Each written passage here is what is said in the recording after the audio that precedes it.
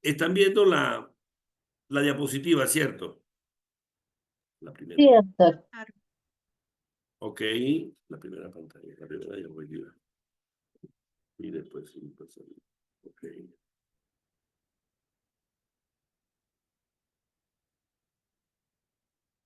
Bueno, ok, ok. Bueno, entonces esto es lo que vamos a hablar. Yo quiero que nada más me vea yo aquí para quitarlo. Esto es lo que vamos a hablar sobre la neuroseguridad laboral en la parte de las neurociencias aplicadas a la prevención de accidentes.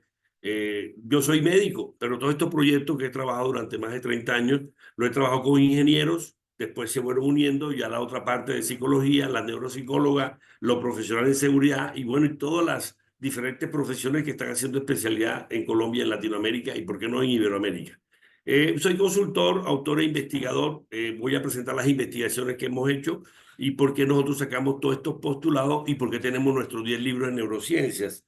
Nosotros inicialmente no íbamos a escribir, sino fueron los mismos ingenieros los que fuimos haciendo las intervenciones en la fuente, después las intervenciones en el medio, sí, con los procedimientos en el fuente, colocábamos guarda, diseñábamos la guarda de las máquinas, después los procedimientos, y eso fue lo que fue nos llevando que ellos mismos nos iban diciendo lo que teníamos que hacer. Bueno, esto es para que ya me presentaron. Estos han sido nuestros escenarios en Colombia. Nosotros éramos uno de los principales proveedores del Seguro Social colombiano. En el caso de México hay un instituto de Seguro Social. Es como si nosotros fuéramos proveedor en la intervención de las empresas de todo México de los riesgos. Ese que está ahí a la izquierda y también en Perú, tengo entendido que hay un Seguro Social peruano, más unos seguros de accidentes de trabajo como esta Pacífica, esta RIMAC, entran como esta compañía privada. Acá en Colombia el Seguro Social colombiano empezó a competir y está con compañías privadas sobre el seguro de accidente de trabajo.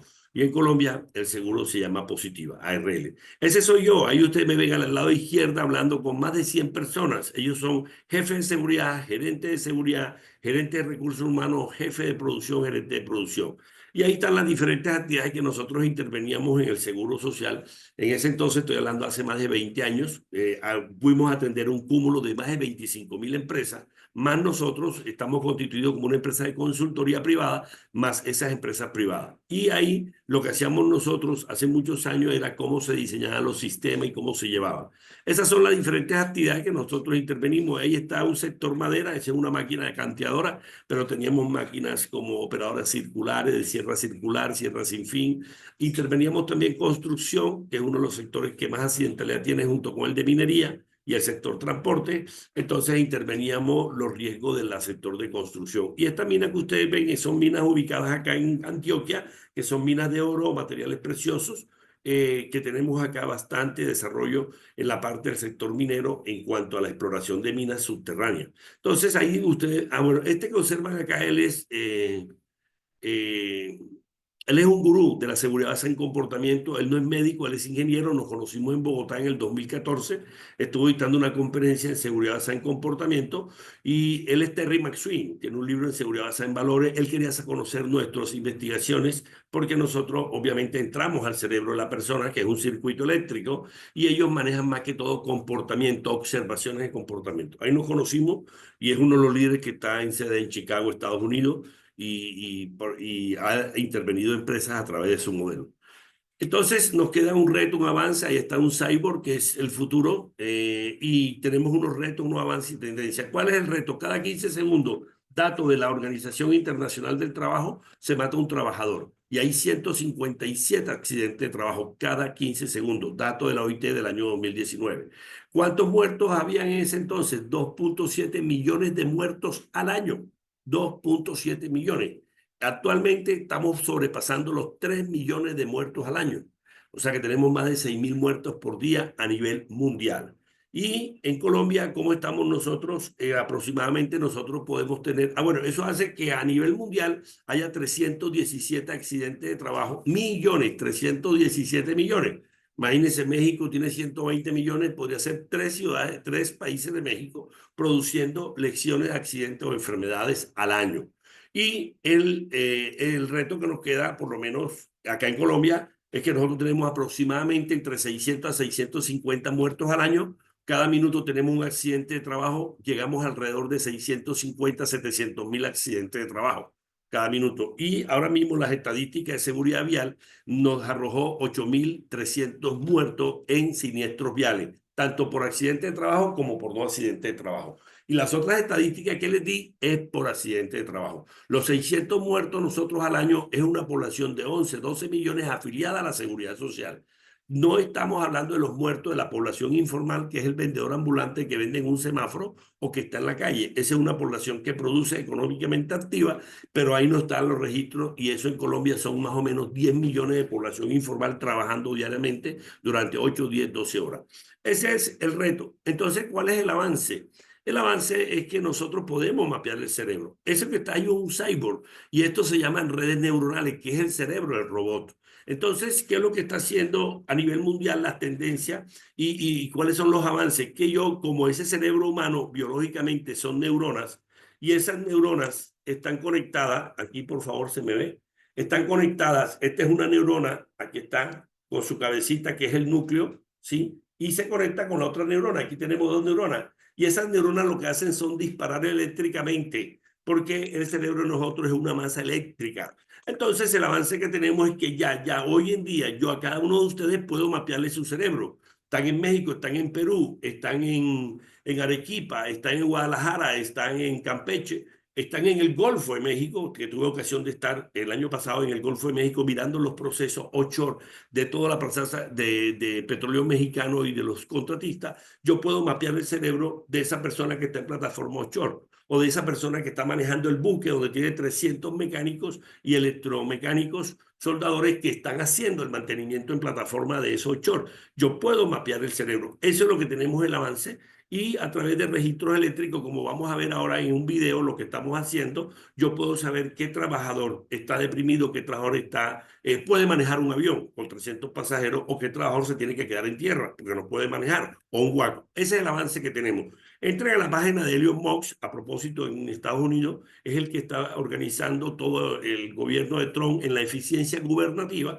Y Elon Musk tiene una página, una empresa, no una página que se llama Neuralink. Neuralink. Y esa empresa él tiene los mejores neurólogos, los mejores neurocirujanos y ya está colocando chip a las personas que tienen problemas de minusvalía, es decir, no hay circuito eléctrico de la cabeza, sí, donde está el pensamiento se genera y lo pasa, sí, de la cabeza y lo pasa, obviamente, a su médula espinal y a las diferentes, a las manos para tomar las decisiones de agarrar algo. Si yo digo, voy a escribir, yo tomo la decisión y escribo porque hay una corriente eléctrica que viene de mi pensamiento, que voy a escribir, se genera una corriente eléctrica, pasa por la médula espinal y mueve todo mi brazo y escribo.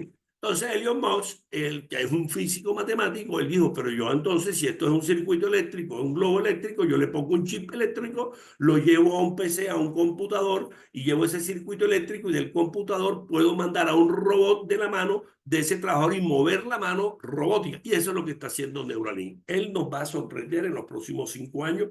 Ya la FDA de los Estados Unidos le dio licencia para experimentación humana y yo estoy seguro que en 5 años vamos a empezar a movilizar a los pacientes minusválidos y a toda la gente que tiene problemas de memoria, problemas de Alzheimer, problemas, vamos a recuperar en parte con los chips electrónicos que vamos a tener a darle memoria y, ¿por qué no?, también darle más sistema atencional, porque es una de las problemáticas, la accidentalidad, y la vemos nosotros en nuestras investigaciones, que 3 segundos antes de accidentarte en carretera, tú pierdes la atención, la concentración y por eso te matas en carretera. Entonces, el 80% de los accidentes es un problema de atención, de distracción. Esos son los avances y la tendencia es lo que estamos planteando nosotros en nuestros 10 libros y cada día es que definitivamente tenemos que hacer seguridad con el cerebro en mente. La seguridad, el problema, el gran problema está en ese cerebro, ese trabajador que está en México, en las plantas manufactureras de Monterrey, de Guadalajara, de Ciudad de México, o en el shore, haciendo la parte de petróleo, oil, gas, o que están en las minas, ¿sí? En las minas subterráneas de Perú, o por qué no en Colombia, en la construcción, en el sector maderero, en el sector de comportamiento humano de transporte. Por lo menos ahora estábamos viendo las estadísticas, los 8.000 muertos y el 45% es un problema de velocidad. Después sigue un problema de infracción de la norma. Infringen la norma de pasar un semáforo en rojo o un aviso que diga pare. Y el tercero es alcohol y droga. Entonces, la tendencia es trabajar en la persona, entrar al cerebro de las personas. Y cada uno de ustedes, como líderes de seguridad, desde la alta gerencia a la mediana gerencia, son líderes de seguridad que son los que tienen la responsabilidad y el compromiso de implementar la seguridad para que el trabajador llegue sano al núcleo de su familia en 8 o 10 horas de jornada. Bien, entonces este es el mapeo cerebral. Miren ustedes, ese es el cerebro. Este cerebro que está aquí es un cerebro que pesa 1.400 gramos en hombres y 1.350 gramos en mujeres. Entonces yo coloco los electrodos, ahí se ven los puntos blancos y yo puedo mapear ahora mismo a cada uno de ustedes a control remoto, le pongo los electrodos en México y Perú y yo aquí en mi PC, sí, vía internet, puedo saber quién está deprimido, quién está ansioso, quién está pasando por un problema que está apagado su cerebro y todo eso lo puedo mapear en línea, y puedo saber si usted que está deprimido, ansioso o que tienes un problema de esquizofrenia o tienes cualquier problema de tipo bipolar, ¿sí? O tienes un problema de trastorno de función ejecutiva, yo puedo mapear y puedo decidir en tierra si tú puedes manejar un avión con 300 o 350 personas. Si tú puedes manejar un huaco que lleva 300 toneladas y que si ese huaco se voltea, posiblemente pongas en riesgo la mortalidad de personas que están al lado tuyo. Entonces ahí hacemos un registro eléctrico de ondas, conocemos con precisión la composición de la frecuencia. Ahorita les pongo un video de lo que hicimos acá en Colombia con un piloto en un simulador virtual de avión y eso es lo que hacemos para mirar que está prendido, que está apagado y que está normal, ¿ok? Esto es, aquí está. Este es el aparatico, recuerden, ahí está el aparatico blanco que es el traductor y ahí está el gorro, es como un gorro de natación, ahí están los diferentes electrodos de lo que yo quiero explorar. Esto se utiliza en la parte clínica precisamente para los psiquiatras, los neurólogos cognitivos o también los neurólogos clínicos y también los neuropsicólogos lo utilizan para, o sea, esto es como tú hicieras un electrocardiograma al corazón. Aquí en vez de electrocardiograma le está haciendo como especie de un electroencefalograma, pero con software directamente más específico, porque el electroencefalograma es otra cosa. Listo. Entonces, ahí está la persona mirando la corriente eléctrica de sus electrodos. Esto es para que observen el cerebro, para que ustedes entiendan el cerebro, que entiendo que aquí no hay tanto médico y psicólogo, algunas, la gran mayoría son ingenieros y profesionales de la seguridad. El cerebro, Manlean, que es un neurocientífico americano, nos plantea el modelo de los tres cerebros. Entonces, para que ustedes entiendan, tenemos tres cerebros. Uno que es el cerebro reptiliano, que es el rabito que está en la parte inferior de ese cerebro en la diapositiva, ¿sí? Ese es el cerebro reptiliano. El otro, que es un cerebro emocional, que es la estructura rojita, amarilla y color violeta que está ahí. Ese es el cerebro emocional. Y el otro rugoso que ustedes ven es el cerebro que piensa, el cerebro cortical. Entonces, ¿cuál es la importancia del cerebro reptiliano? Que el cerebro reptiliano es automático, que nosotros el 95% estamos en un automatismo desde que nos levantamos. El que se levanta a las 5 de la mañana, a las 6 de la mañana y pone el pie en la cama y se levanta y va al baño y se cepilla los dientes, ¿sí? Y se afeita. O la mujer pasa la ducha y se baña y después se seca y después la mujer se maquilla. Y todo eso lo está haciendo en automático. ¿Por qué? Porque este es el cerebro reptiliano, que es un cerebro, se llama reptiliano, porque es un cerebro cocodrilo. ¿Qué hace el cocodrilo? Todo lo hace habitualmente. Come, duerme, busca la cocodrila y como hay la perpetuidad de la especie, tienen los cocodrilitos. Ese es un cerebro de instinto de supervivencia primitivo. Después sigue el cerebro, que es el cerebro emocional. Para que ustedes entiendan bien, el cerebro emocional obviamente es un poquito más complejo, pero esto es lo que me piden los ingenieros, que le entiendan por qué se produce el accidente. Tenemos tres estructuras en la generación del accidente, que es nuestros postulados de lo que estamos hablando de hacer una seguridad diferente, con el cerebro en mente. Es la única forma de que la gente no se accidente. Entonces, la amígdala, ¿qué es? Eso rojito, que parece una cerecita, esa es la que fabrica las emociones. Nosotros tenemos emociones primitivas agradables y desagradables. Agradable, la alegría, la felicidad. Desagradable, miedo, ira y tristeza. No hay emoción buena ni mala, sino hay emociones o positivas, alegría, felicidad, que es el último libro que nosotros sacamos. Ahorita le explico por qué sacamos ese libro. Y la negativa, que es o tienes miedo, o estás triste, o tienes rabia, enojo. Esto lo fabrica esa estructura de la amígdala y tiene gran importancia en el componente de la accidentalidad. Lo otro es el hipocampo, que es el que guarda la información. Ustedes ahora mismo están guardando la información. Llevo unos 12 minutos hablando y yo a medida que hablo, ustedes me están escuchando. Hay una población de más de 80 personas acá y me están escuchando a mí todo lo que yo estoy hablando en estos 12 minutos. Entonces, cuando ustedes van guardando, primero guardan unas estructuras que después se las digo dónde se guardan y a lo último lo manda al hipocampo. Y el hipocampo es el que guarda los recuerdos.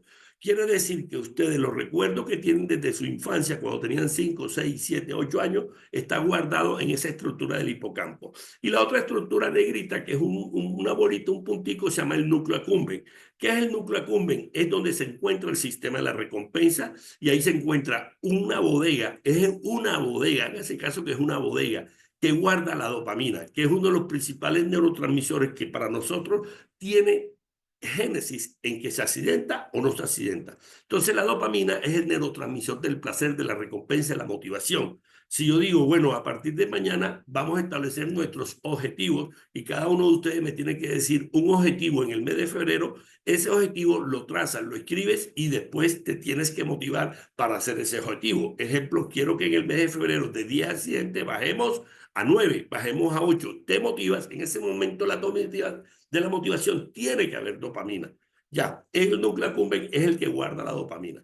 Y la otra, los rugosos del cerebro que piensa, el cortical, el que nos diferencia de los animales, y es el cerebro que piensa. Pero el cerebro que toma la decisión es el azulito, y ese se llama corteza prefrontal. Se llama prefrontal porque aquí en la frente, la parte más anterior de la corteza, aquí está la corteza prefrontal. Esa corteza es la que toma decisión en los trabajadores mexicanos, peruanos y de Iberoamérica en diferentes tareas críticas o no críticas, llámese trabajo en altura, espacio confinado, trabajo en caliente, trabajo de energía peligrosa, máquinas amarillas, pesadas, o trabajo con mensajes de carga. Él está tomando decisiones conscientes. Conclusión, el cerebro toma decisiones conscientes un 5% de su día a diario y toma decisiones no conscientes en un 95%. Entonces, para que ustedes me entiendan, aquí está el cerebro, ¿ok? Aquí se lo traje a nivel de esto es lo que nosotros le mostramos a los ingenieros o otras profesiones de la seguridad.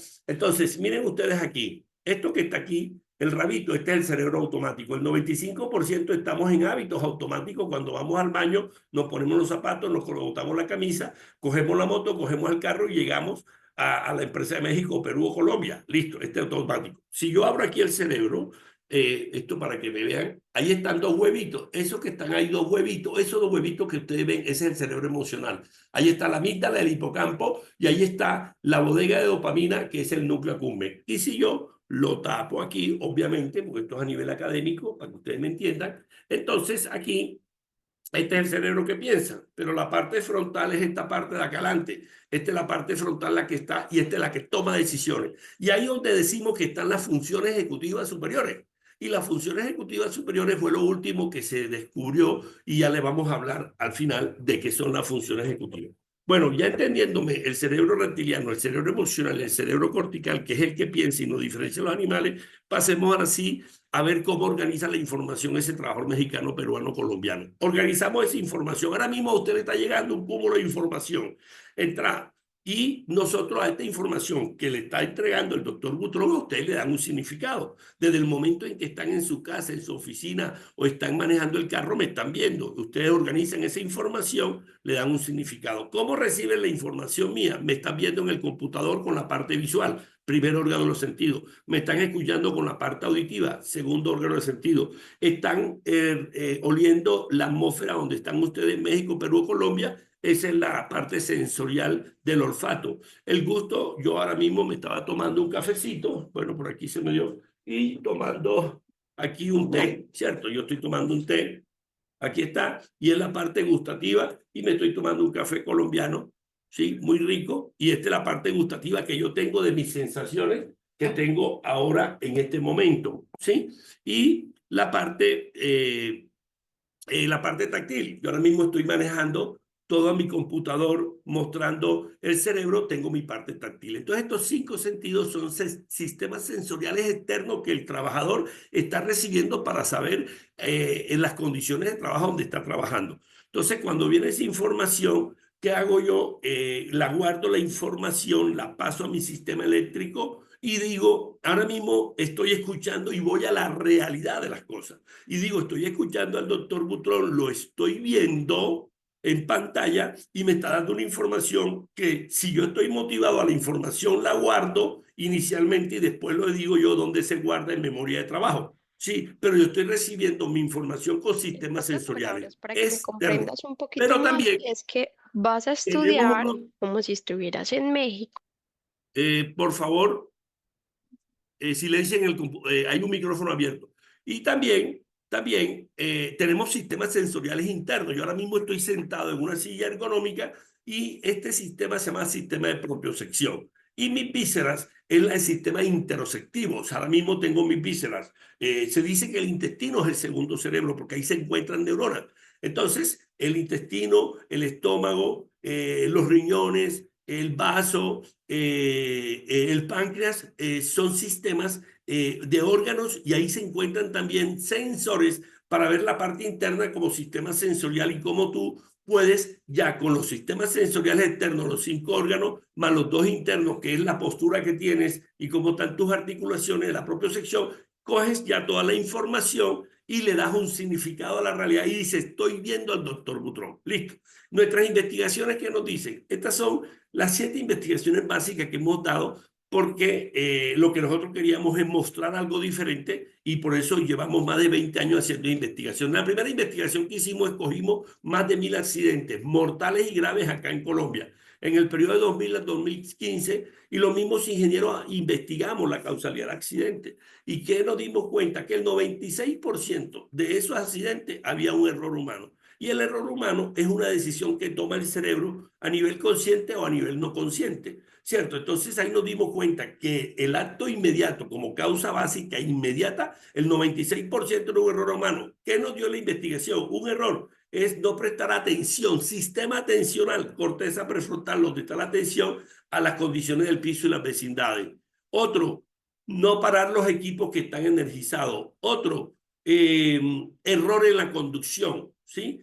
Otro, distraerse en las tareas diarias que tiene. Entonces, más o menos ahí nos dio un pareto de más o menos unos 8 errores que la gente cometía y nos dimos cuenta. Pero también nos dimos cuenta que había una causa básica. O sea, la causa inmediata del error, ese es el síntoma de la enfermedad, pero el verdadero síntoma está aquí en tu aparato donde se inicia la enfermedad. Y entonces nos dimos que en causas básicas existen unos factores humanos y unos factores ambientales, unos factores en los equipos o en las máquinas o en el ambiente, ¿cierto? Que le llamamos factores personales y factores de trabajo en el modelo. Entonces, el factor humano que nos encontramos, esa gran parte de la accidentalidad es la capacidad neurocognitiva. El otro, el estrés. El otro, la fatiga física y fatiga emocional. El otro, la desmotivación. Entonces nos dimos cuenta ahí que los factores humanos, que eran los que iniciaban el error, porque eran las causas básicas, tenía un gran componente de ese cerebro que usted ve a mano derecha. Posteriormente, nosotros hicimos un estudio en poliaccidentado. Nosotros acá en esta IPS que tenemos, atendemos más o menos unas 17.000 consultas, atendimos el año pasado. Todos los meses atendemos 1.500, 1.800, son esas consultas, le decimos exámenes de ingreso o exámenes médicos de retiro o exámenes médicos periódicos, por norma legal lo tienen que hacer en Colombia. Entonces, en ese orden de idea, cogimos trabajadores poliaccidentados, pero nos centramos en una empresa y en esa empresa, que era un hospital, cogimos 18 trabajadores que se accidentaban 3 veces al año. Más de 2, 3, 4, 5 veces al año cogimos 18 trabajadores de ese hospital que tenía algunos más de 500 trabajadores, un hospital de tercer nivel. Lo comparamos en ese mismo hospital con 18 trabajadores que nunca habían tenido accidentes, que pertenecían a enfermeros, personal de mantenimiento, personal de logística, vigilancia, camilleros, etc. ¿Y qué encontramos? Que los 18 que tenían más de 2, 3, 4, 5, 6 accidentes al año tenían un factor de riesgo neurocognitivo y eso era lo que estábamos encontrando en esas personas que se accidentan repetitivamente. O sea, falla la corteza prefrontal, que es la azulita, donde están las funciones ejecutivas superiores. Ahí donde está el sistema atencional, ahí donde está el sistema de la memoria que están guardando, ahí donde está la toma de decisión, ahí donde está la planificación, ahí donde está el control inhibitorio y la flexibilidad cognitiva que tú tienes que hacer para hacer las diferentes tareas de alto riesgo. Posteriormente cogimos unas empresas del sector público en Colombia y aplicamos la batería de riesgo psicolaboral que nosotros tenemos acá desde el año 2008 por norma legal. Entiendo que en México, yo estuve en México en el año 2022, 23 estuve en México, allí apenas estaban aplicando en octubre la batería de riesgo psicolaboral. Tengo entendido que en Perú manejan otra batería, en Chile otra batería, En España manejan otra batería que es el ISTA, etcétera. Nosotros aquí tenemos una batería aprobada por el Ministerio de Salud y aplicamos 3.000 a una empresa del sector público. ¿Qué encontramos? Que gran parte del problema psicolaboral tenía un componente importante en la génesis de accidentalidad. Ejemplo, ¿qué encontramos? Que gran parte del problema psicolaboral es un problema de liderazgo. De primero nos encontramos en eso, y estoy seguro que en México, Perú y otros países ese es un gran problema. El líder, el líder. ¿Y qué encontramos? Que en nuestra consulta médica de 10 trabajadores, 6 a 7 se van de la empresa porque no se compenetran con el líder. Sobre todo en esta generación Z, hasta los 25 años, generación Z de los 18, y la generación millennial, hay un problema de comprensión. Esta nueva generación, que hay un libro de un autor americano que le llaman la generación ansiosa. Entonces ahí encontramos que el problema de liderazgo era un factor psicolaboral y el segundo problema era el rol de la función. La persona no sabía bien su rol de función y obviamente está desmotivado al no conocer bien su proceso. Después, en estas 17.000 consultas que nosotros hacemos al año, cogimos más o menos un patrón de 150.000 consultas, extraemos las personas que se accidentaban y le preguntábamos por qué te accidentaste. Gran parte de las personas nos decían, trabajaba a presión, o sea, trabajaba rápido, o sea, estaba trabajando muy rápido, a prisa, porque el viernes se tenía que ir, aquí terminamos a las 5 de la tarde, y ellos a las 4 ya se quieren ir, quieren terminar la producción para salir 10, 15 minutos y trabajan a prisa. El otro era un problema emocional, un problema de desmotivación, un problema que traían de la casa y lo traían a la tarea de alto riesgo, porque tenían el papá enfermo, o estaba en cuidados intensivos, o la hija está embarazada, o el hijo está está en inducción en las drogas, o tenía un problema de conflicto conyugal y está separado. Entonces, nos decían que el error humano era, no sabían lo que pasaba, no sabían cómo la máquina circular o la sierra circular le amputó la mano, pero que ellos estaban pensando en ese momento en otra cosa, que obviamente era un problema emocional. Entonces, fíjense cómo los errores humanos, un problema emocional, un problema de estrés, un problema de prisa, ¿sí? Un problema de prisa, un problema habitual, la creencia que tú tienes limitante, tienes ese hábito de que no utilizas el casco, ni utilizas los guantes, ni utilizas el arnés de protección contra caída en trabajo en altura. Posteriormente, con César es el presidente de ASONA, es ingeniero y tiene un doctorado, PD en innovación y ciencia y tecnología. La tesis doctoral, él nos invitó a la tesis, por cierto, el jurado era mexicano, y presentó una tesis sobre cómo el liderazgo influye en la cultura y el desempeño de la seguridad. Eso fue en el 2018. Él me invitó a la defensa de su tesis, porque en ese entonces estábamos sacando nuestro libro de neuroliderazgo, y le dije, César, qué bien, te felicito, una tesis laureada, de las únicas que yo he visto a nivel mundial. Y le dije, tú todo lo que estás plasmando en esa tesis y todo tu modelo de liderazgo hacia la seguridad es lo que nosotros hemos estado encontrando en estos 30 años. Entonces, nosotros, es importante el liderazgo, cómo va a afectar positivamente. Acá les muestro en nuestro modelo cómo interactúa el liderazgo con la cultura de seguridad. Posteriormente, otro amigo, doctorado en neurociencia, hizo una tesis doctoral. Claro, él ya estaba haciendo el doctorado en neurociencia, sí, un amigo no colombiano, y hizo una tesis sobre liderazgo y cognición social. Y me dijo, Efraín, ¿tú consideras que el líder hoy en día debe tener cognición social? Para que ustedes me entiendan, la cognición social es la comunicación empática que tú tienes con la persona subalterna o con tu mismo nivel, o que tienes con tu jefe inmediato. Conclusión. Esa tesis, yo le decía, mira, si el líder no tiene condición social, si el líder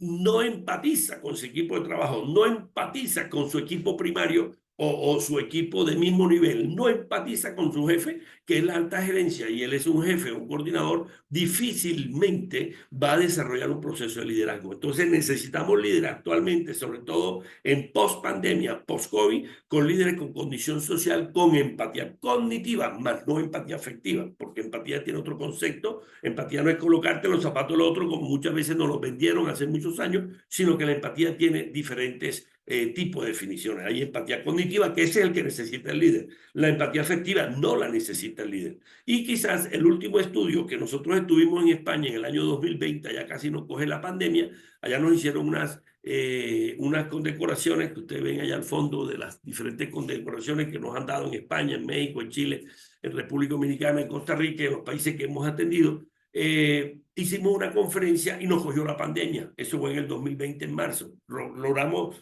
venir en el último vuelo de Colombia y empezaron a matarse los conductores en la vía de España que estaban llevando la droga y que estaban llevando los alimentos. En ese entonces tuve ocasión de conocer al ingeniero Montoro, que es uno de los gurús y presidente de la Fundación de Siniestros Viales para la Comunidad Económica Europea. Y él me llamó porque vio mi conferencia que en plena pandemia, la pandemia ya empezó a dispararse en abril y en mayo, y de 100 muertos en carretera pasaron a 180, o sea, se aumentó en 1.8. La última media en los últimos 5 años nos llamó que quería hacer un estudio comparativo con Colombia, qué estaba pasando con los conductores en la carretera de España y qué estaba pasando con los conductores en la carretera de Colombia. Hicimos ese estudio. Vuelvo a los estudios, es el único a nivel del mundo, sí, que se ha hecho porque tenía que hacerse en plena pandemia, y ese el título de la investigación que hicimos. Aquí hicimos más de 1000 encuestas, en España hicimos más de 1000 encuestas, le llamamos condiciones de trabajo, el riesgo que tenían los conductores de accidentarse y el estado emocional que tenían los conductores de España y Colombia durante la pandemia en el año 2020. ¿Qué encontramos? Que decían conductores, 82 conductores españoles estaban manejando con miedo. Claro, porque nosotros cuando vino ese virus que salió en Wuhan, China, y nosotros no sabíamos, yo soy médico, ni sabíamos ni entendíamos el virus y qué teníamos que hacer para no contaminarnos. Después fue que nos dijo los diferentes investigaciones de la Universidad de Yale, Stanford, los americanos, los chinos y los europeos, nos dijeron que si nosotros teníamos distancia, nos lavábamos las manos y utilizamos la mascarilla, teníamos una alta probabilidad de no contaminar, lo que fue lo que hicimos en la parte biológica, ¿sí? Entonces, en bioseguridad de las empresas. Entonces, ellos tenían miedo de contaminarse, el papá es diabético y la mamá era hipertensa, llevar de las carreteras de España, se contaminaban, llevaban eso en la noche a la casa y sabían que si el papá era diabético se iba a morir, porque no teníamos ni vacuna ni teníamos nada. Conclusión, 82 conductores de 100 estaban manejando con miedo. El miedo hace que la amígdala, recuerde que le dije, la amígdala se fabrican las emociones, ahí se fabrica el miedo, y el miedo hace que la amígdala se ponga con el hipotálamo y con la hipófisis, y esas son las estructuras que liberan los neurotransmisores y te manda un neurotransmisor para producir cortisol, que te lo produce una glándula que está encima del riñón que se llama la suprarrenal. Al producirse el cortisol, ese es un veneno, porque esa es la hormona del estrés. Entonces el cortisol te inunda la corteza prefrontal donde está la tensión. Es obvio que cuando tú tienes cortisol estás estresado, por eso tú pierdes la noción de la tensión, pierdes la noción de los informes, pierdes tu organización y planificación, porque el cortisol te invade todo donde toma decisiones, donde la corteza prefrontal, y por eso te vas a accidentar. Entonces de 82 tenían un problema emocional de miedo. 65% tenían problema de la atención. Decían que ellos se les iba fácilmente la atención, ¿sí? No veían el semáforo en rojo. Otro porcentaje cometían errores en la carretera, y el mayor error que cometían es que se volaban el semáforo en rojo, no se daban cuenta. Y el otro es que no veían el pare, obviamente porque está el cortisol bloqueándote la corteza prefrontal eléctricamente hablando, y hace que no prestes atención y que cometas el error. Y por último, se sentían cansados, se sentían con sueño, claro, porque el cortisol no te deja dormir. Por eso las personas con estrés van a dormir y están en una rumiación de todos esos problemas y adversidades que tienen. Conclusión. Entonces, obviamente, y más que ellos iban en la carretera de España, no se detenían. No se detenían porque los restaurantes estaban cerrados. En la carretera de España ellos hacían un desplazamiento 8, 9, 10 horas para llevar las drogas, los medicamentos a las diferentes comunidades de España, y no encontraban dónde comer. Entonces ellos tenían que pasar largo tiempo y comían algo y obviamente no descansaban. Y cuando iban a descansar, con el problema emocional de no contaminar, ellos iban a descansar, el cortisol no te deja descansar, por eso las personas con estrés sufren de insomnio. Entonces, el no descansar en la carretera 8, 10 horas manejando un tractocamión, pasar a la casa y no dormir, obviamente ellos tenían su fatiga y hacían los microsueños. Y ese fue lo que demostramos en España y en Colombia por qué se estaban matando. Todo esto ha hecho que esta investigación y fundamento de las neurociencias cognitivas aplicadas a la prevención, sacar nuestro modelo Brain Safety. Entonces, en este orden de ideas, ese fue el estudio. Este estudio fue hecho con la Universidad de Valencia de España, con la fundación, con la cátedra, en ese entonces la cátedra del doctor Calatrava de la Universidad de Córdoba, sí, y la asociación que nos está acompañando en este momento del doctor Calatrava, que es el Consejo de Profesionales de Seguridad y Trabajo de España. Nos acompañó a SONAP y el Ministerio de Trabajo nos acompañó, porque teníamos que hacer más de 1000 encuestas para que el estudio tenía una validez científica y un significado. Bien, en ese orden de ideas, entonces esto es lo que encontramos. Cuando nosotros investigamos, le dije, los 1.200 accidentes mortales y graves, encontramos unos sistemas humanos. Y esa es la pregunta que nos hacen los presidentes o los gerentes de producción o los gerentes de seguridad de las grandes compañías. Estamos ahora teniendo una compañía en Londres, ahora estuvimos en México, estuvimos en Perú, y la pregunta que nos hacen, ¿por qué las personas cometen esos actos o prácticas inseguras? Si aquí le damos todo, le damos los elementos, las máquinas tienen sus guardas, le damos todas las capacitaciones en procedimiento.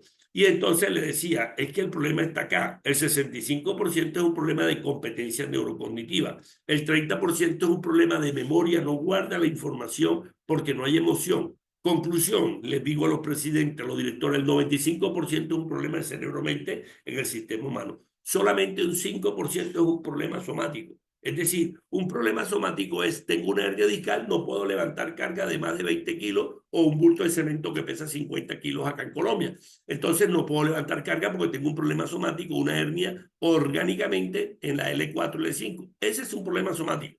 Pero el gran problema, 95%, es un problema cerebro-mente, donde el 65% en estos 1.200 accidentes investigados, mortales y graves por los ingenieros, es un problema de competencia neurocognitiva. ¿Qué es un problema de competencia? Ya les dije lo que pasa en los siniestros viales, el problema de atención. ¿Qué es un problema? El problema de la organización y la planificación de la tarea es una competencia neurocognitiva que hace la corteza prefrontal. Toda esta parte de adelante, ¿sí? Esta parte de adelante es la que toma decisión y es donde están las funciones ejecutivas. Al final le digo cómo se llaman esas funciones. Entonces, la organización, la planificación, la atención, el control inhibitorio, o sea, el controlar tú el impulso que te manda la emoción, son los estímulos que llegan del cerebro emocional. Tú tienes que controlar todos esos impulsos porque el cerebro emocional manda millones y millones y miles de redes eléctricas mandándote impulsos emocionales. La corteza prefrontal es la que dice, aguanta, aguanta, aguanta, que yo soy el que razona y el que tomó decisiones conscientes. Entonces eso se llama control inhibitorio. Esa es una función ejecutiva de corteza prefrontal y eso tiene que tener un trabajador de alto riesgo. Y lo otro es la flexibilidad cognitiva. Entonces yo le decía a los presidentes que todas las tareas no son iguales. Si tú tienes una tarea de riesgo eléctrico y te montas un poste ahora mismo aquí en Bogotá, donde me encuentro, o en Medellín, donde yo me desempeño, ese poste de energía eléctrica donde hay, va a ser diferente al poste de un pueblito mexicano o al diferente al poste que está en Huancayo o que está en Piura o que está en Tumbes. Entonces, a pesar de que está este riesgo eléctrico, las condiciones culturales, las condiciones de medio ambiente, las condiciones climáticas cambian y tu cerebro tiene que tomar una decisión y tiene que ser flexible a esta variedad para tomar una decisión. Si llueve, yo paro porque estoy trabajando con 10.000 voltios. ¿Sí? Porque ese es un proceso en mi procedimiento. Si yo tengo que tomar decisión y paralizo el trabajo y digo, no puedo trabajar más. Listo. Entonces, estos problemas de función ejecutiva más el problema de estrés, ¿sí? El problema emocional, más el problema de frustración, más el problema de desmotivación, por lo menos un 10% de las personas estaban desmotivadas, sobre todo en el sector construcción o en el sector minero. Por diferentes motivos estaban desmotivadas con la empresa minera o con la empresa constructora. El otro era la fatiga, la misma fatiga emocional, la misma fatiga física es un problema de estas competencias cerebrales. Y la memoria emocional nos dimos cuenta, y esto lo viví ahora que estuve haciendo una consultoría de exámenes médicos en una empresa del sector, ellos hacen una serie de cuestiones, me decía, son manufactureros. Y me decía, doctor, he leído uno de sus libros y a mí me ha dado resultado lo que usted plantea. Le dije, cuéntame, ¿por qué dices eso? Porque yo tengo todos los procedimientos, los explico y ya yo llevo 15 años explicando mis procedimientos y no me ha dado resultado. La gente se me duerme, no le presta atención, no utilizan el casco, trabajan sin arnés de seguridad. Cuando ya yo vi y que leí uno de sus libros y usted plasma que hay que entrar en comunicación con el cerebro de otra persona, empecé ya a comunicarme más individualmente, personalmente, y me fue mucho mejor. Yo dije, ¿por qué crees tú que te fue mejor? Porque ellos veían ya que había una empatía, que había una persona ya más, con una cara más amable, con una cara de buena persona, con una persona muy agradecida y que me estaba solucionando problemas y que me llevaba a mi fuente de verdadero problema, que era mi familia. Entonces, esa parte me decía y me llena de satisfacción. Eso fue la semana pasada cuando él me comentaba todo eso. Le dije que ese es el futuro de la seguridad. O sea, si tú lideras, tienes que liderar con empatía cognitiva. Si tú lideras, tú tienes que liderar con el trabajo en el equipo. Si tú lideras, tú tienes que liderar cuál es tu conciencia situacional y cuál es la conciencia situacional de los trabajadores y cuál es su empatía organizacional. Ok, entonces el segundo, el 30, es un problema de memoria emocional. ¿Qué es la memoria emocional? La memoria emocional es que tú, para que lleve el concepto a tu mente, tú tienes que hablar con emoción. Por eso es que el que fabrica la emoción es la amígdala y quien guarda la emoción es el hipocampo. Por eso yo le pregunto, si le pregunto a las personas que están aquí, que se graduaron hace 30 años, su título de bachiller, mucho le pregunto, ¿cómo era tu vestido el día que recibiste el cartón de bachiller? Estoy seguro que el 99.9 me dice el vestido que tenía. O la mujer, si está aquí presente, qué vestido tenía y quién le entregó el diploma y con quién estaba. ¿Por qué? Porque para que haya memoria hay que guardarlo con emoción. Obviamente, cuando nos entregaron ese diploma de bachiller, nosotros éramos el orgullo de la familia, por lo menos en Colombia, y estoy seguro que en México, en Perú y en otros países de Latinoamérica. Somos el orgullo de la familia, íbamos con emoción, guardamos esa información con emoción y así es que funciona el proceso de aprendizaje. En nuestro libro de aprendizaje lo planteamos y por eso el 30% lo arreglamos con metaverso. Hoy en día no estamos haciendo capacitaciones presenciales. Hoy en día estamos utilizando el metaverso a través de la simulación virtual. Ya se lo voy a presentar.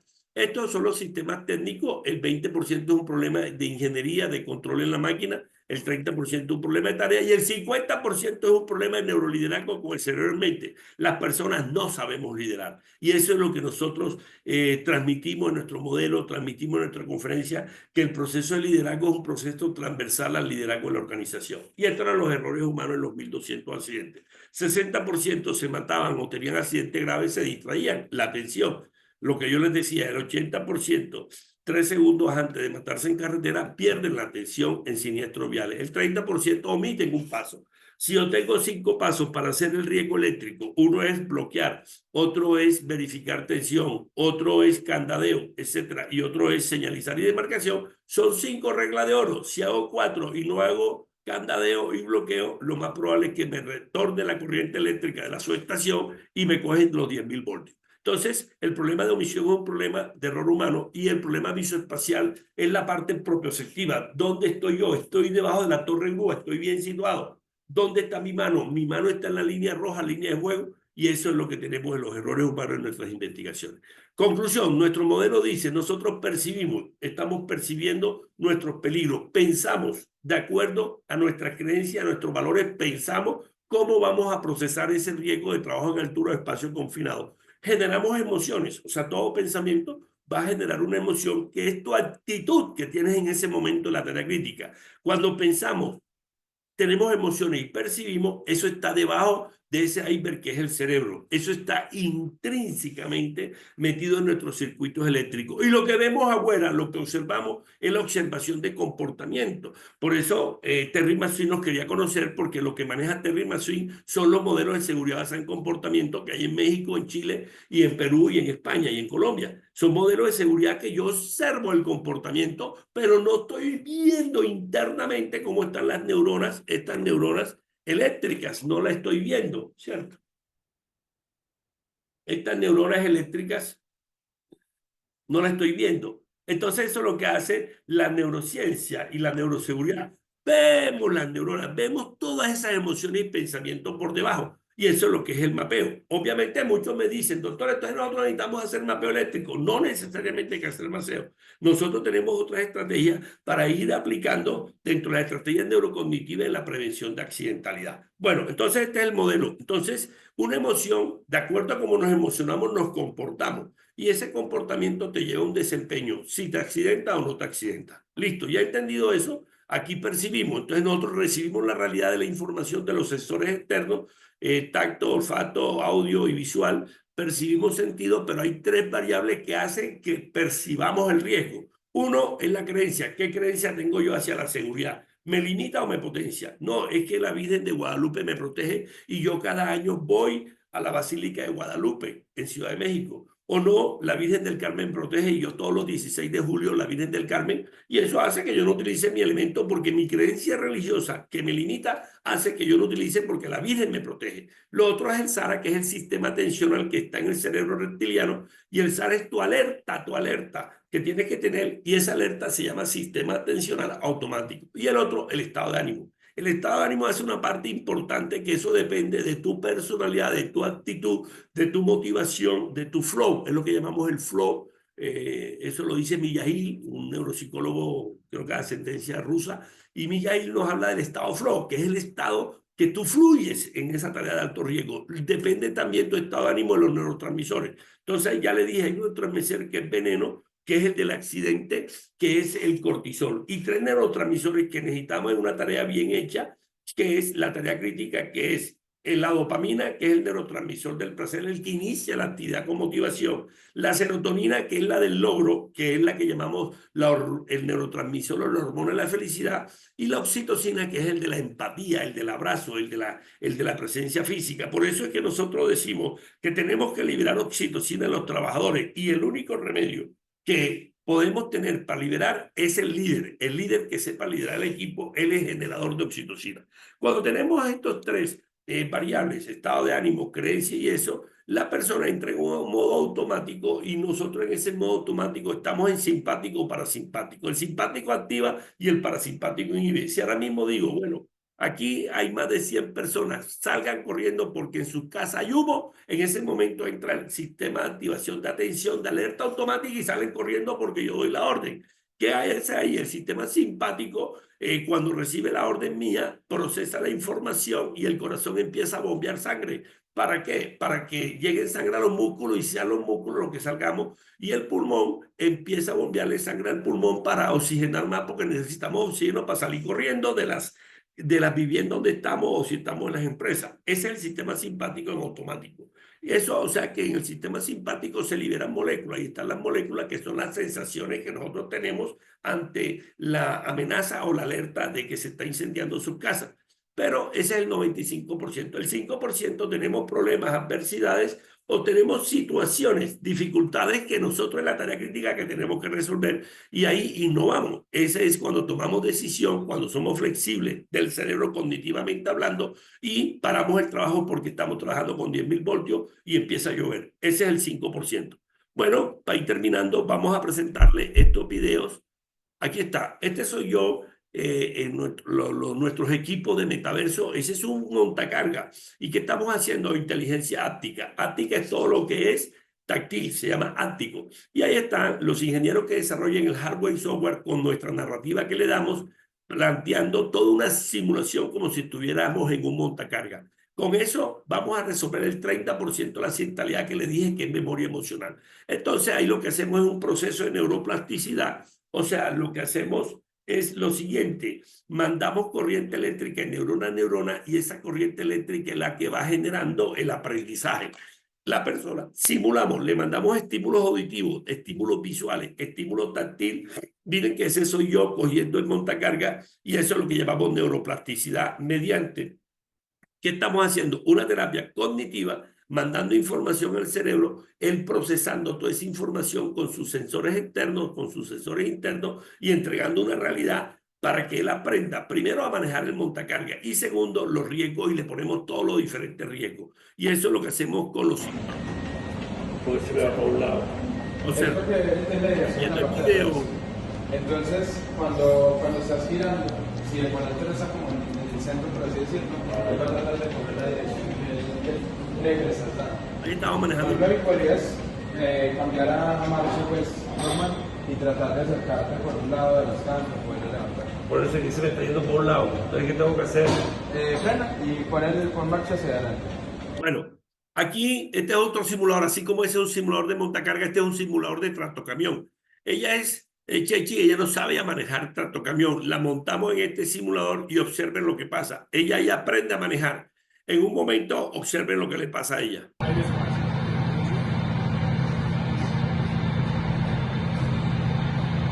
Mi respeto a todos mis líderes y lideresas. ¡Ay! Me creyeron. ¡Ay! No, freno.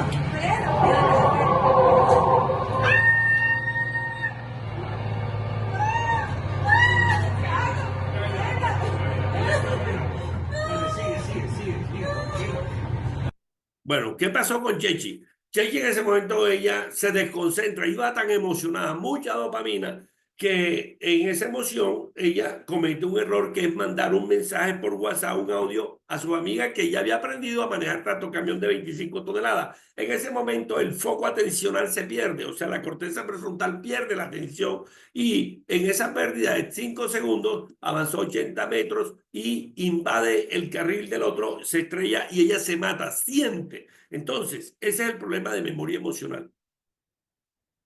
Bueno, entonces vamos a ver el Son 4 otro personas, video. Este es son el 4 patrón de semanas al mes. lo que está pasando ahí. ¿Cómo lo quieres distribuir? Por ejemplo, Él es el entrenador de cerebro del lado izquierdo, que es Alan, y a la derecha tenemos el ¿qué gerente de metas seguridad. o qué hitos Que quieres tiene los lograr electrodos. el primer mes? Tiene los electrodos. Y en el Que me fondo, en el medio convence negro, que sea allá se encuentra Lucas, que está mapeando el cerebro. para Fíjate cómo se ve el cerebro de él. Ahí le sí, estamos poniendo imagino. un problema de seguridad que él que no me tiene afecte vigilar a ese la problema. eficiencia del ¿Qué equipo, vigilamos en las neuronas de él? que ¿Cómo no está el exista la proceso dependencia atencional del para tuya, solucionar el de problema y todos, tomar decisión en la solución? ¿Cómo hace la y que reflexión ellos generen interna y el cómo está su empoderamiento que tú emoción? me mencionas. Conclusión. Claro.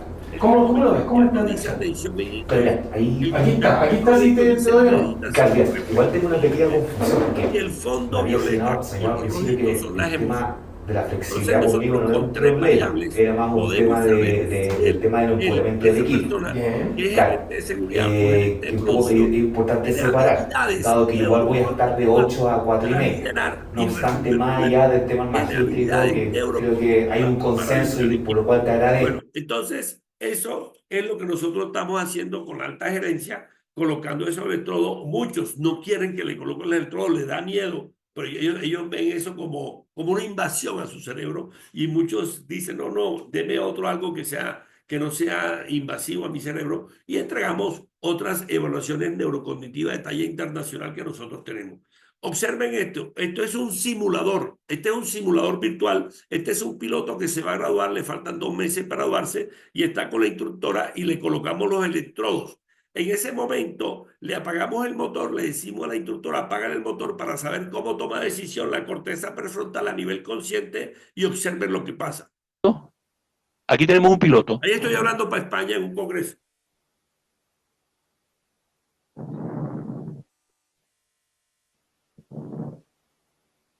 Me escuchan, ellos me escuchan. Doctor, no escuchamos su video. ¿Puede No escuchan el compartir video. audio del video? Bueno, le voy a explicar. Este es un piloto que lo vamos a meter en una cabina de simulación. ¿Me escuchas, Liliana? Sí, señora, ahí le escuchamos. Entonces ahí está el piloto y la que está al lado la instructora de vuelo. Entonces esa que usted ven es el ASPA, está manejando un avión y ella le está enseñando y está haciendo un proceso de simulación, es un estudiante en entrenamiento de pilotaje. Y ahí abajo, aquí estamos controlando su cerebro. Lo que usted ven abajo, ahí está mostrando Javier, ahí está, ese es su cerebro, lo que está rojo, lo que está amarillo. Ahí le estamos apagando el motor, la instructora le apaga el motor para ver la toma de decisiones que tiene. Y en ese momento, miren ustedes cómo se pone el rojo. Miren ustedes el rojo. Entra en una ansiedad, no sabe qué hacer, se le apagó el motor y el estudiante de último año de entrenamiento, miren lo que está pasando. ¿Sí? Mire cómo se está manejando la cabina, se le apagó el motor, no sabe qué hacer, mire todo lo rojo. ¿Ok? Entonces eso es... ¿Sí? Siguiente. Bueno, ¿qué pasó con ese piloto? No supo tomar una decisión. El cerebro se puso rojo, quiere decir que entró en onda gamma. Onda gamma es de estrés de máximo cortisol. Nosotros ahora mismo estamos en onda beta. Los niños están en alfa. Cuando pasan a los 14 años de alfa, por eso ellos preguntan mucho, porque son las mejores ondas de reflexión y era la que tenía Einstein cuando sacaba el eureka y los inventos a las 3 de la mañana. Él siempre acostaba, se ponía en el laboratorio, entraba en alfa y salían los inventos. Nosotros ahora mismo estamos en beta, que es lo que estamos viendo ahora, estamos en beta, y cuando nos estresamos entramos en gamma y hacemos más.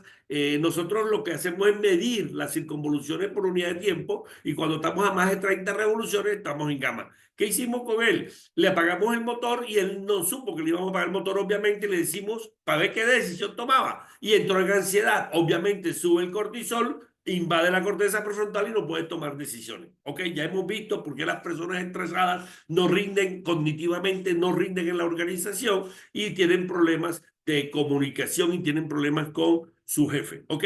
Bien, entonces, ¿qué es neuroseguridad? Entonces, neuroseguridad es el estudio del cerebro-mente para tomar decisiones preventivas en el ámbito de la prevención de accidentes y enfermedades laborales. Entonces, nosotros tenemos un cerebro, un trabajador. ¿Cómo somos? Un trabajador tiene una personalidad que está formada genéticamente, el 50% es su temperamento, un carácter que es el otro 50% que lo podemos moldear, pero tiene una actitud con P y una actitud con C. La actitud con P es tu capacidad física, tu capacidad y tu habilidad de desarrollar la tarea de altura. Sí, tu capacidad física, que no tenga hernia, que esté bien el sistema atencional, que no tenga convulsiones, que no tenga vértigo. Esa es la actitud con capacidad. Pero tu actitud es tu emoción, es tu motivación, es tu dopamina que le vas a poner al trabajo. Pero también internamente, debajo del iceberg, hay un sistema de creencias. Sistema de creencias es lo que yo creo que hace que yo pueda desarrollar mi actividad y tomar decisiones en la vida. En este caso, el trabajador mexicano cree en la Virgen de Guadalupe y él no utiliza el casco o no utiliza el carnet porque él dice que hace 30 años él está habituado a hacer eso y a él lo protege la Virgen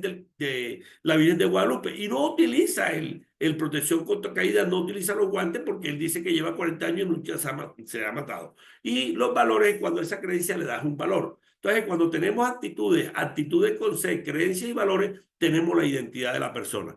Y esto es lo que nosotros trasladamos a nivel neurológico. Entonces, tenemos identidad, valores, creencias, ese es el cerebro de la persona. Capacidades neurocognitivas de cómo tomamos decisión o cómo estamos en automático, y eso lo trasladamos fuera del iceberg, que es nuestro comportamiento, o son las acciones. Por eso al lado derecho están las acciones, y esas acciones las tomamos en un entorno cuando estamos trabajando en un poste de alta energía en la empresa federal mexicana de electricidad a 10.000 voltios. Ese es el entorno y está empezando a llover y tengo que tomar decisiones. Bueno, esto es lo que nosotros evaluamos en la alta gerencia cuando nos piden, porque el liderazgo, la seguridad y la cultura la tenemos que bajar de arriba hacia abajo, y podemos el modelo de 4 dominancias y vemos a ver cuáles son tus puntos fuertes. Del lado izquierdo es todo lo que es lógico, matemático, analítico, que es azul. El lado izquierdo, que le llamamos basal izquierdo, es el líder, que es organizado, secuencial, planificador, o el trabajador. Y del lado derecho está más los emocionales. Del lado izquierdo está más los analíticos, lo lógico, matemático. Del lado derecho rojo está esa persona emocional que es más sinestésico, basado en sentimientos. Y el color ocre es el de estratega, es el de la intuición, el que genera ideas. ¿Ok? Entonces, dependiendo de esta dominancia, es eso. Y es ese cerebro de ese líder. Y también vemos el sistema de creencias. Hay personas que dicen, yo soy demasiado perfeccionista, y quieren que su líder sea un liderado, que son 15, 20, también sea perfeccionista. Esa es una creencia que te limita, porque la perfección en la persona existe, los errores humanos. Lo otro es la complacencia, lo otro es fuerte, siempre mejor, lo otro es que trabajan demasiado prisa porque hay que hacer bien las cosas rápidas, lo otro es ser fuerte, no utiliza la mecánica de doblar la rodilla, espalda recta, porque yo dice que son fuertes, esto es de macho, esto es de masculino, y los otros que son demasiado adversos al riesgo. Conclusión, tenemos un trabajador que decimos, ¿cómo está mi mente? ¿Cómo emoción tengo? ¿Y cómo está mi cuerpo? Y eso es lo que llamamos la unidad mayor, que está en el entorno de trabajo en 10.000 voltios en un poste eléctrico de cualquier ciudad en Latinoamérica. ¿Qué está mi mente? ¿Cómo está mi mente? ¿Sí? Si es el cerebro racional. ¿Qué emoción tengo? Mi cerebro emocional. Mi cerebro reptiliano, ¿qué creencia tengo adentro? Reptilianamente hablando, ¿qué automático tengo? Y cómo está mi cuerpo, que es el que va a desarrollar la acción de la tarea con mis músculos. Este es el lóbulo prefrontal, ahí donde están las funciones ejecutivas, que encontramos que es el problema de competencia neurocognitiva en la accidentalidad de factores humanos. Nosotros tenemos un sistema de recompensa, son dos. Primero, el cerebro siempre va a reducir la amenaza y siempre va a buscar la recompensa. Por eso el comportamiento del trabajador siempre va a ser hacia el placer. Él no va a buscar la amenaza. Si él está acá, como estamos en el desierto de La Guajira, que están nuestras empresas mineras, o los lados de Valledupar, que están las empresas mineras de carbón, allá hace 35 grados bajo sombra, 45 grados directamente al sol. Entonces estamos sacando carbón a cielo abierto y ahí tenemos 45 grados y tenemos que hacer el casco y tenemos que utilizar el peto de soldador. Conclusión, ¿qué hace el cerebro? Como hace mucho calor y el casco le da calor, el comportamiento siempre va a buscar la recompensa, el placer, y él se va a quitar el casco porque hace mucho calor. Eso es lo que hace el cerebro de un humano. Siempre va a buscar la recompensa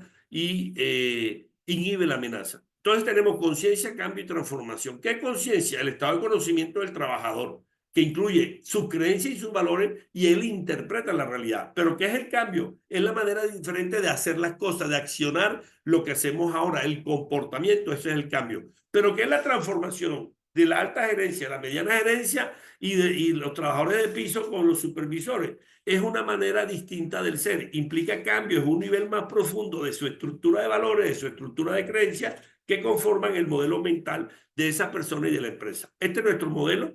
Nuestro modelo está más o menos con Davos, Suiza. Bajen el documento por internet de Davos, se llama World Economic Forum, el Foro Económico Mundial. En el año 2023 sacaron un documento sobre las habilidades laborales, las 20 habilidades que tenían que tener los líderes del futuro. Y eso, cuando nos llamó la atención, que todo lo que estaba plasmando en esas habilidades la tenemos en nuestro modelo. Y este es nuestro modelo. Lo azul es cómo tomamos decisiones, lo rojo es cómo regulamos la emoción, cómo hacemos la condición social, y lo verde es cómo guardamos la memoria. Obviamente la memoria la tenemos que guardar para interpretar significado y para tener el conocimiento. Este es el reporte del Foro Económico Mundial, el futuro del trabajo. Ahí están las primeras 10. Bueno, esto es ya la evaluación que nosotros hacemos de funciones ejecutivas superiores. Mire que está el rojo esto, y vamos mirando cómo está el proceso atencional de ese trabajador, el proceso de coordinación en trabajadores que se accidentan repetitivamente. Y este es el cerebro de ese trabajador o de ese líder. Nosotros inicialmente vamos a la alta gerencia, cómo están haciendo el liderazgo, y ahí vemos si es un cerebro derecho o izquierdo. Este es Christian Deck, de la Universidad de Harvard. Me gusta su definición de autoliderazgo.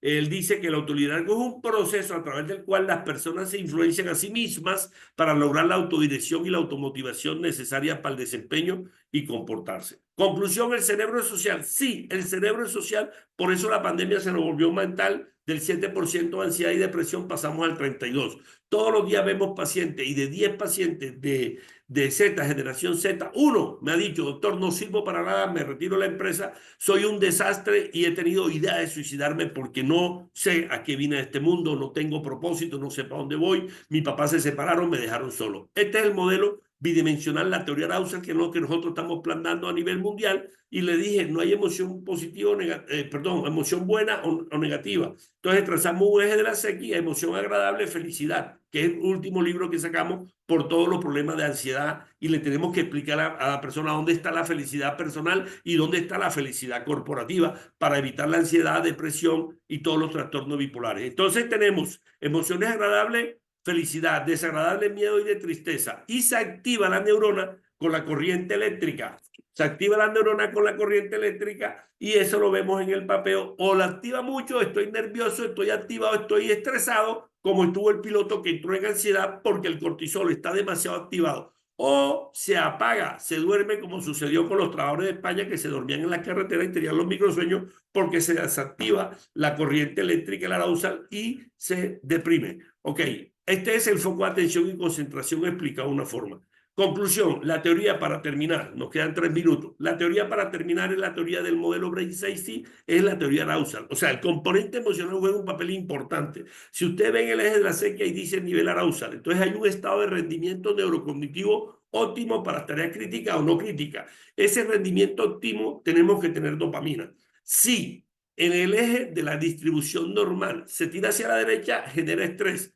Y es obvio que al generar estrés genera ansiedad, genera pánico, entra en ansiedad, después sigue en depresión y te accidentas porque tu arousal está alto porque estás en gamma con cortisol. Pero te puede pasar, que es lo que nos pasó el 10% de los 1.200 trabajadores de accidente grave, que el 10% estaban desmotivados en la mina, estaban desmotivados en la construcción por X o Y motivos, contratos laborales, problemas con el jefe, etcétera, y ellos se aburren, se desmotiva, y eso es lo que sea, es el burnout. Entonces, hacia la derecha está el burnout, que es el síndrome del paciente quemado, el estrés laboral, y hacia la izquierda está el burnout. Ok, y aquí está en el cerebro la dopamina. Recuerden que la dopamina, le dije, en el núcleo accumbens se produce en el tegmental ventral, la manda al accumbens, y el accumbens le dice: ahí te mando dopamina para motivarte, para que hagas un trabajo bien hecho, porque vas a estar en 10.000 voltios, te vas a meter subterráneo a 3.000 metros a sacar oro o carbón, y te manda la dopamina para motivarte. Pero después que te motivas, tú tienes que mantenerte Y eso es lo que llamamos la voluntad o la disciplina, que ahí sí ya no la tienes con tanta motivación, sino tienes que mantener.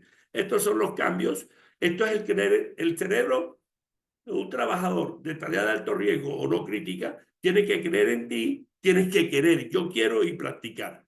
Y hay dos mentalidades. Una mentalidad de crecimiento que es el optimista, que ese es el trabajador que necesitamos, optimista. Y otra mentalidad fija de pesimismo o frustración, que es el trabajador que tenemos que retirar en una tarea crítica, el trabajador pesimismo o frustrado. La mente errante es que el 47%, y por eso nos accidentamos, el 47% del tiempo nuestra mente pone el piloto automático, cerebro reptiliano, y ese pensamiento que él tiene debajo del iceberg se dedica a vagabundear de un pensamiento a otro, le empieza a vagar. Quiere decir que está trabajando con corriente eléctrica de 10.000 voltios y él está pensando en la separación de su esposa, está pensando que su hijo es drogadicto, está pensando que su hija de 13 años está embarazada.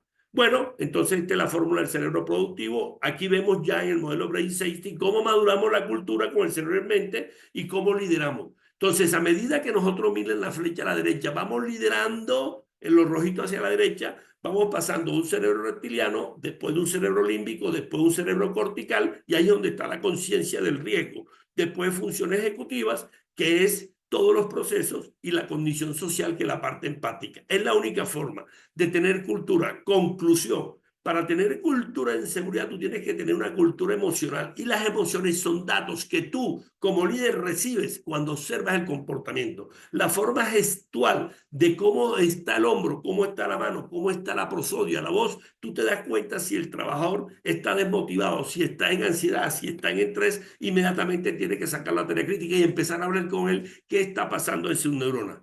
Bueno, este es el programa de seguridad, Brain Safety, para que ustedes vean los 5 módulos cómo se van implementando poco a poco. Cada módulo va implementándose en cada mes, se van dejando unas tareas y al final, en 5 meses, debemos transformar la cultura para que haya terapia cognitivo-conductual. Aquí va cómo va todo el proceso.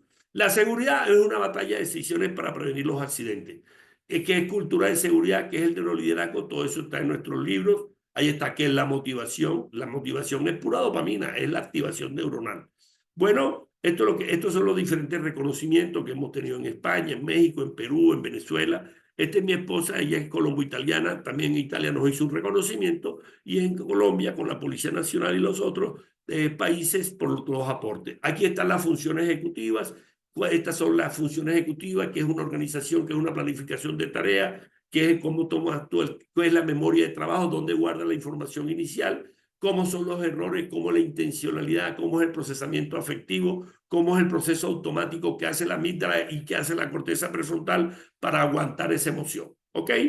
Bien, terminamos diciendo Albert Einstein que hay una fuerza motriz más poderosa que el vapor, más poderosa que la electricidad y la energía atómica. Esa es la voluntad. Necesitamos ustedes, líderes, que a partir de ahora, con este conocimiento, tengan voluntad para iniciar una seguridad de una forma diferente. Y termino con esta frase de Lao Tse, que era un filósofo chino, decía: el que conoce lo exterior es erudito, pero el que se conoce a sí mismo es sabio. Quien conquista a los demás es poderoso, pero quien se conquista a sí mismo es invencible. Esa es la reflexión que les dejo, y lo que tenemos que empezar ahora, a conquistarse a sí mismo, a conquistar a los demás en el liderazgo de seguridad. Bueno, estos son nuestros libros, nuestros 10 libros. Acabamos de sacar el libro de felicidad, y este es el WhatsApp donde lo pueden conseguir, el 317-223-0117, versión virtual o digital y versión. Por favor, síganme en mi canal. Ese es mi canal de YouTube. Aparezco como Efraín Butrón Palacio. Hay más de 64 videos. Y el último libro que saqué fue el de la felicidad, por todo lo que nos trajo de problemas de salud mental, de ansiedad, depresión, ideas suicidas. En Colombia tenemos más de 500 suicidas al año. En Colombia tenemos muchos feminicidios, más de 800 feminicidios al año. Y por eso sacamos el libro de felicidad corporativa, un ecosistema de bienestar. Gracias. Soy Efraín Butrón, investigador, escritor, consultor de riesgo, apasionado por todas las neurociencias, por la neuroseguridad y autor del modelo Brain Safety. Que tengan alguna pregunta, por favor, la niña del máster.